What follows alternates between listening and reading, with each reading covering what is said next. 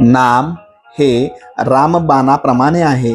बाळांनो, ज्यांच्यावर कुणाची सत्ता चालत नाही, जो कधी कुणापासून लाच घेत नाही, जो जात असताना कुणाला कळत नाही, जो किती गेला आणि किती उरला हे कुणाला सांगता येत नाही, जो गेलेला कधी परत येत नाही आणि जो भगवंताशिवाय कुणाला भीत नाही, असा काळ आजपर्यंत कुणालाही चुकला नाही.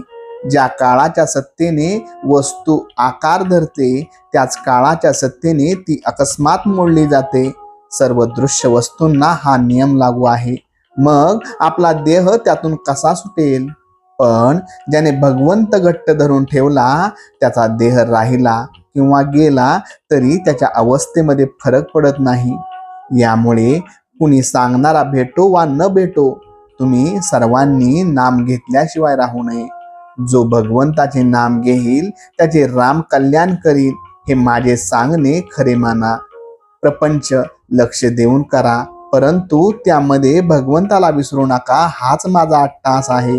त्याच्या स्मरणात सर्वांनी आनंदात दिवस घालवा. नाम हे रामबाणाप्रमाणेच आहे.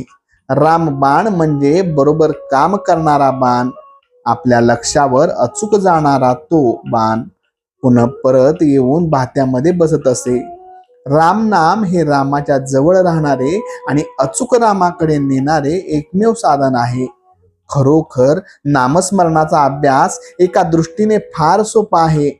त्याला कोणतीही उपाधी लागत नाही, त्याला काळ वेळ नाही, त्याला स्थलाचे आणि देहाच्या अवस्थेचे बंधन नाही.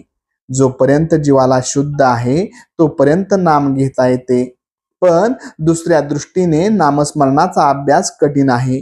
उपाधी असल्याशिवाय आपल्या मनाला चैन पडत नाही. उपाधीमध्ये मन रमते. नामाला स्वतःची अशी चव नाही, म्हणून जरा नामस्मरण केले की त्याचा कंटाळा येतो. यासाठी नामात रंगणे ही मोठी भाग्याची गोष्ट आहे. ज्याचे मन नामात रंगू लागते त्याला स्वतःचा विसर पडू लागला असे समजावे.